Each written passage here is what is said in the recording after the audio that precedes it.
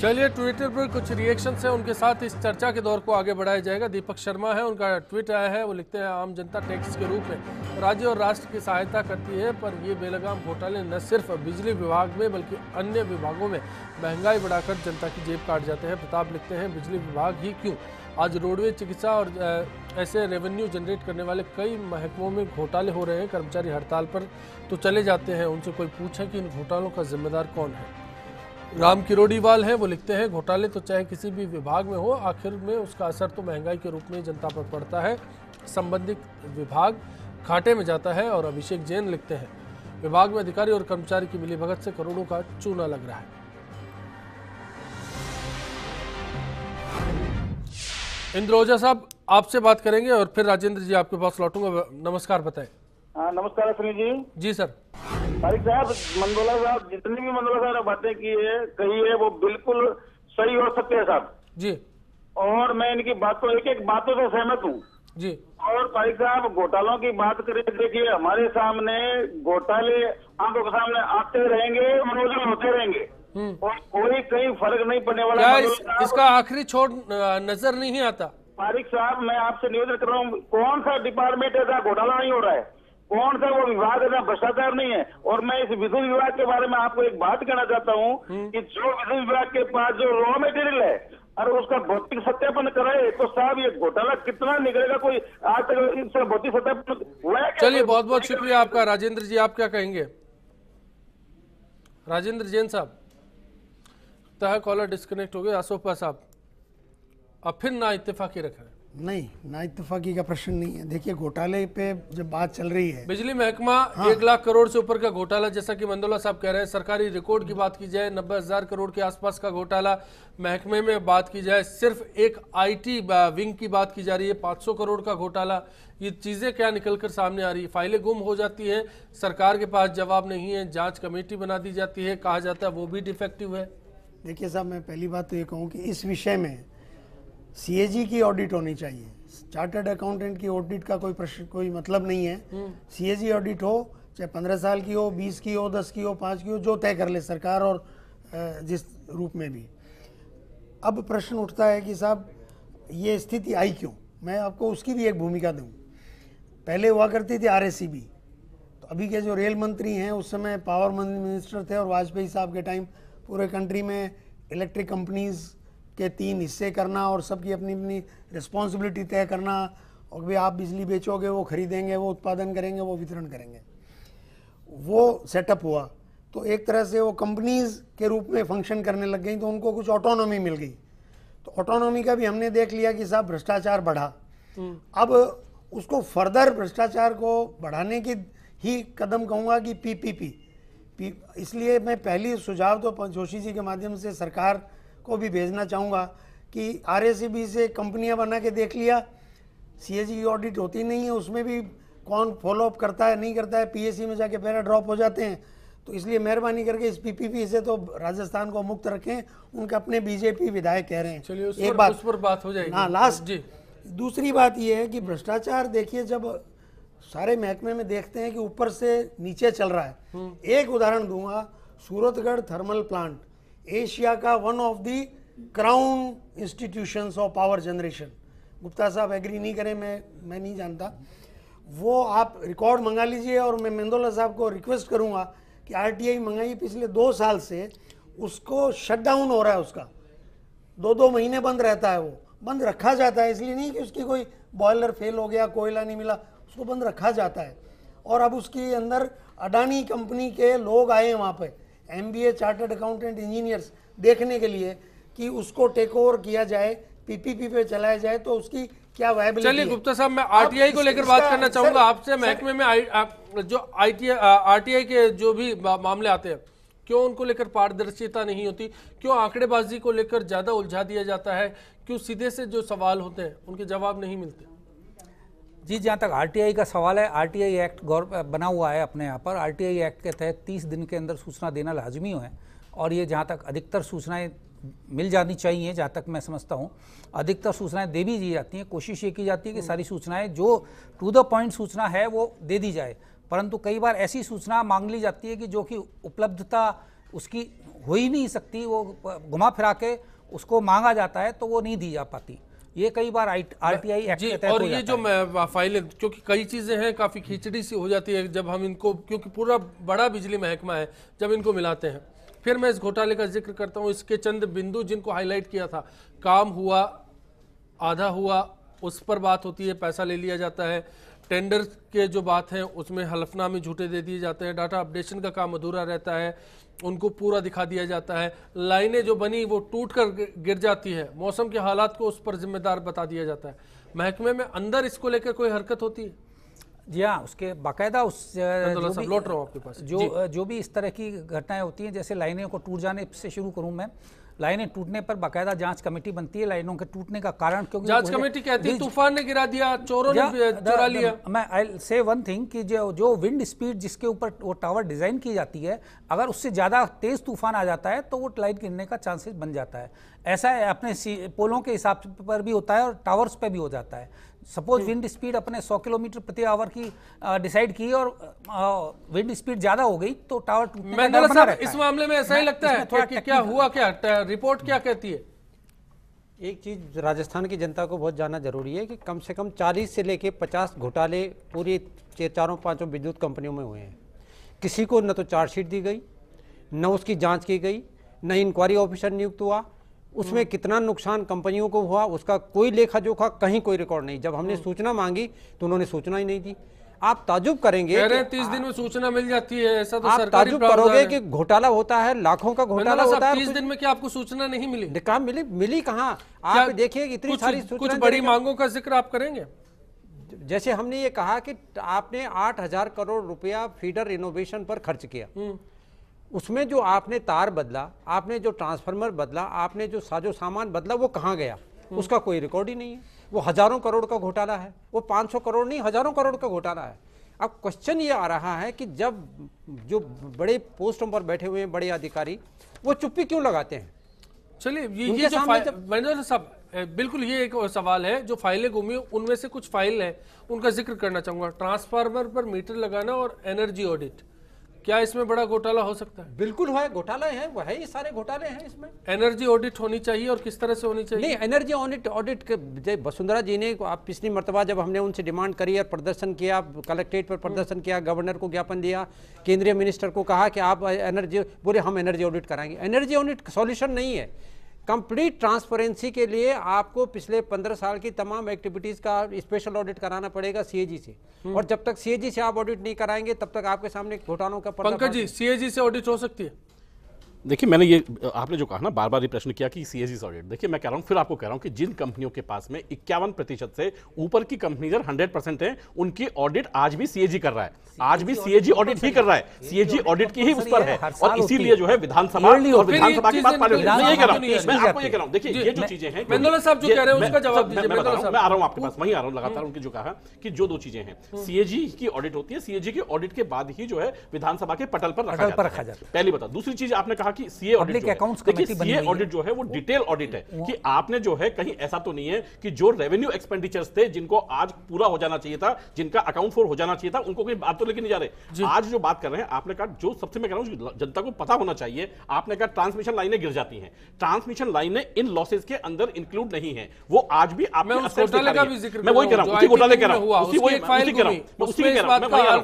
मैं वही कह रहा हूं। जितनी आप जो बात कर रहे हैं ना, आईटी की जो बात कर रहे हैं, जो ये जितने भी प्रोग्राम्स हैं, जो सॉफ्टवेयर्स हैं, जिनके यदि 1 साल से ऊपर के डिस्ट्रीब्यूशन में होना है तो उनके सारे एक्सपेंडिचर उतने ही साल में राइट ऑफ होंगे। तो वो जो एक्सपेंडिचर वो आज भी आप एग्री हैं पंकज जी की बात से? नहीं, एग्री सर, ये तो देखिए, ये तो वो वाली बात होगी कि आप फाइनेंस एक्ट से एग्री है कि नहीं है, देश के फाइनेंस एक्ट से एग्री है कि नहीं है। सीएजी की स्पेशल ऑडिट होनी चाहिए। नहीं, वो सीएजी तय करता है, वो आप नहीं तय करते। देखिए वो तय आप नहीं कर सकते। देखिए आप संविधान की उल्लंघना कर रहे हैं, वो कौन तय करेगा? आप डिमांड करें ना। नहीं, डिमांड नहीं हो सकती। मंत्री चिट्ठी डिमांड होगी सीएजी के पास। देखिए वो वाली बात कर रहे हैं कि जब आपने कहा कि सीएजी के आंकड़े जो हैं, लोकसभा में कहा आंकड़े गलत है, घोटाले में आंकड़े गलत है, सीएजी की बात कर रहे हैं, आंकड़े गलत है, सीएजी ने कैलकुलेशन ही गलत कर दी। क्या हो रहा है? गलत क्या हो रहा है? जो है सीएजी ऊर्जा मंत्री को पहल करनी चाहिए और सीएजी स्पेशल ऑडिट की बात करनी चाहिए, तब तो पूरा तस्वीर सामने आएगी, अन्यथा नहीं आएगी। जैसे उन्होंने अभी जो कमेटी बनाई है, वो कमेटी क्या करेगी? उस कमेटी का जो टर्म्स ऑफ रेफरेंस है वो क्या है? नहीं, ये तो तस्वीर पुरानी है, आप भी कर सकते थे, ये काम तो आप भी कर सकते थे। एक घोटाला और बताता हूं आपको, संविधान के अनुसार काम करेंगे।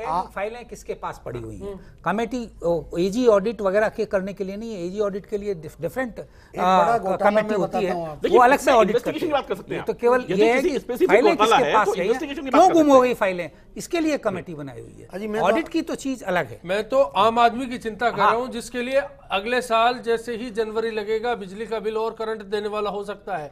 सवाल आम आदमी का है और बिजली कंपनियां कहती है कि वो घाटे में है, और इन घोटालों के कारण ही वो घाटा क्या आता है। सवाल इस बात का, एक ब्रेक के लिए रुकेंगे, आखिरी दौर में लुटेंगे, जब लौटेंगे तो चर्चा इसी बात पर होगी कि आखिर कैसे आम आदमी को झटके से बचाया जाए। क्या बिजली के दाम आम आदमी की जद में आ सकते हैं? ब्रेक के बाद। घोटालों की वजह से बिजली विभाग घाटे में जा रही है, क्योंकि जो बड़े उद्यमी हैं और बड़े नेता लोग सभी, मतलब कोई भी इंसान से ले, आम इंसान से लेकर सभी बिजली चोरी कर रहे हैं। इसमें बिजली विभाग वालों का पूरा हाथ है कि वो करवा रहे हैं, और उन्हीं के कारण ये सब हो रहा है। बिजली विभाग के घाटे का प्रमुख कारण है नेता, उद्योगपति, बड़े बड़े बिजनेसमैन अपने फायदे के लिए बिजली कर्मचारियों से मिली भगत करके वह इसका गलत फ़ायदा उठा रहे हैं। इसे रोकने के लिए बिजली चोरियों और चीज़ों पर लगाम लगनी चाहिए।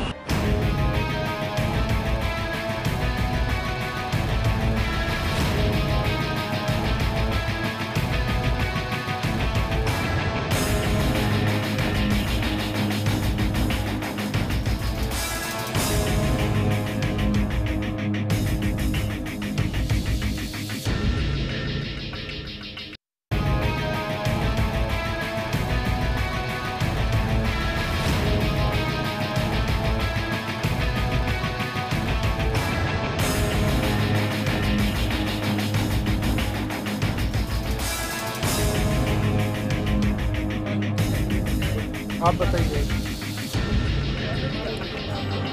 बिग फाइट लाइव के दौरान आज हमारा सवाल था कि बिजली विभाग में घोटाले जो है उसके पीछे बढ़ता घाटा जो है वो एक वजह घोटाले बने हैं। क्या बिजली विभाग में जो घाटा है उसकी वजह घोटाले हो सकते हैं? और 85% दर्शक मानते हैं कि हाँ ऐसा ही हुआ। तो इन घोटालों को रोकने का सिलसिला कैसे शुरू होगा, समझना इस बात को चाहेंगे। और आसफ साहब, शुरुआत आपसे करेंगे। मैं जनता से जुड़ा हुआ एक सीधा मसले को आपके सामने रखता हूँ।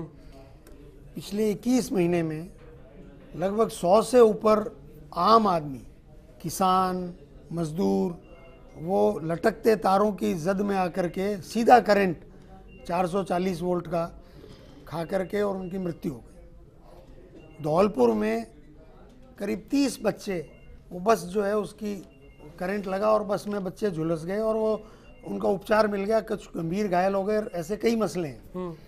ये सब किसका हिस्सा है?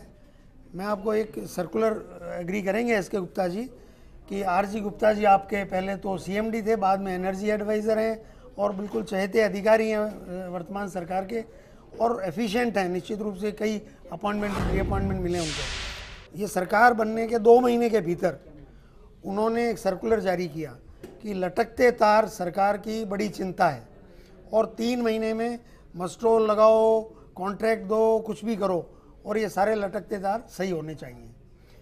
उसके बाद हो सकता है मॉनिटरिंग में कहीं गैप आया होगा, तो फिर उन्होंने मार्च में एक जारी किया, फिर सितंबर में एक जारी किया कि अभी भी शिकायतें आ रही है।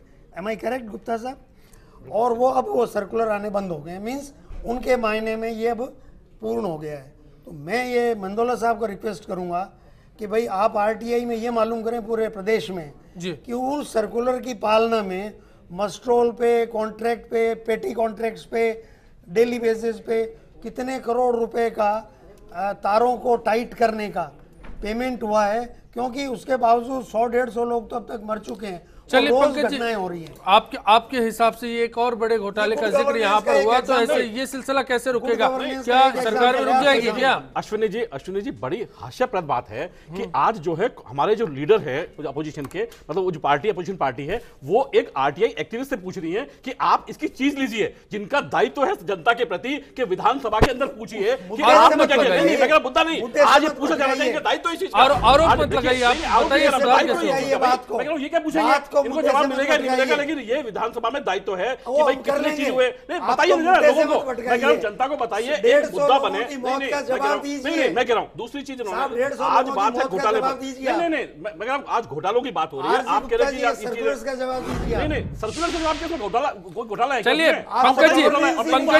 पंकज जी मान लिया सुशील जी भी मान लेंगे, पंकज जी सुशील जी भी मान लेंगे, ठीक है, एक बार जिम्मेदारी से भटक गए। आप ये बताइए सुधार कैसे करेंगे। सुधार करें, देखिए मैं ये कह रहा हूं कि आज जो सुधार हैं, आज जिस तरीके के 15,000 से लेकर के 5 साल के अंदर 80,000 करोड़ रुपए तक का आपने नुकसान पहुंचाया, जिसका आज ब्याज की प्रॉब्लम है। सरकार केंद्र सरकार से, देखिए मैं आप बात कर रहा हूं ना सर, आप सुनिए ना, आपने केंद्र सरकार से नहीं किया लेकिन हम कर रहे हैं। हमने कहा भाई केंद्र सरकार से जो है हमें जो है इंटरेस्ट फ्री जो लोन्स हैं वो जो है इनके घाटे के लिए पूर्ति करें, और अभी जो है कर्ज और बढ़ेगा। नहीं, कर्ज नहीं बढ़ेगा, ये जो इंटरेस्ट फ्री लोन है जो इनको चुकाने के लिए, जिससे हमारे कर्ज के ऊपर जो ब्याज की जो राशि है, जो नुकसान को लगातार बढ़ाई जा रही है, जनता पे बाहर पड़ रहा है, जनता को है, उससे हमने कहा कि इससे हमें ब्याज रोजाना हर महीने हर साल का कितना पर डे बढ़ता है, करीबन जो है 12,000 करोड़ रुपए पर ईयर का ब्याज है आज की डेट के अंदर जो हमें देना पड़ रहा है। ये जनता समझ सकती है। तो आप इतना बड़ा ब्याज जो है, खाली जो है लॉस छोड़िए आप, 12,000 करोड़ तो हमें खाली जो है चाहे उत्पादन करें या नहीं करें, ये ब्याज देना ही देना है। पहले की उधारी चुका रहे हैं, उनको चुका रहे हैं। तो मैं कह रहा हूं आज इन चीजों के लिए जो है लगातार जो राज्य की सरकार है वो केंद्र की सरकार के साथ जा रही है, और केंद्र सरकार ने ये आश्वासन भी दिया है कि हम इसको जो है इक्विटी के रूप में जो है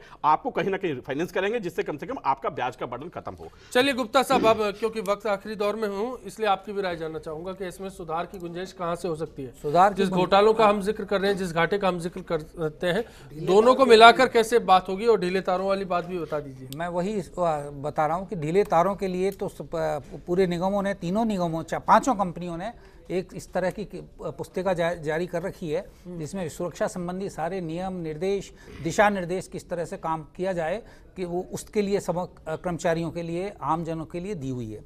जहाँ ढीले तारों का प्रश्न है, वहाँ 2 तारों के बीच में पोल लगाने की स्कीम निर्देश जारी किए जा चुके हैं, आरजी गुप्ता साहब ने भी जारी किए थे, और उन पर धीरे धीरे, चूंकि पूरा महकमा पूरे प्रदेश का मामला है, इसलिए इतना सारा माल सप्लाई होना, इसमें काफ़ी टाइम लग जाता है। तो ये धीरे धीरे, ये तो सतत प्रक्रिया है कि ये अब यहाँ ठीक हो गए, अब यहाँ ठीक हो गए, ये और ढीले तारों। क्या आपको लगता है जो विभाग में मंत्री ने जो गुम फाइलों को लेकर आदेश जारी किया है, वो उससे कुछ निकल कर सामने आ जाएगा? हाँ, उससे वो फाइलें कहाँ गई हैं उससे पता चल जाएगा कि किस अधिकारी के पास से गायब हुई हैं। सर्च मेमो कारगर हो जाएगा। ये सतत, ये भी एक प्रक्रिया के तहत ही सर्च मेमो जारी किया जाता है। अगर नहीं मिली फाइल तो उसके ऊपर अग्रिम कार्रवाई की जाएगी, जैसे FIR दर्ज कराना है, या उसकी अग्रिम कार्रवाई जिस अधिकारी के पास से गुम हुई है उसके खिलाफ। चलिए मेंदोला साहब, अब आखिर में आपके पास में आ रहा हूँ कि सबकी राय आपने सुन ली, राजस्थान की जनता की मेमो कारगर होगा। राजस्थान की जनता की जानकारी के लिए हाई कोर्ट में हम रिट कर चुके हैं। तारों की वजह से और करंट से जितनी लोगों की मौत हुई उसके बारे में कंपनसेशन देने के लिए, और भविष्य में राजस्थान की 5 कंपनियों को डायरेक्शन देने के लिए हाई कोर्ट में रिट एडमिट हो चुकी है, नोटिस जारी हो चुके हैं। ये तो एक जानकारी। दूसरी जानकारी ये कि जो मंत्री महोदय ने जो कमेटी बनाई, उस कमेटी से कोई लाभ होने वाला नहीं है, और जो सर्च की बात है, सर्च फाइलें होंगी ही नहीं। क्यों नहीं होंगी?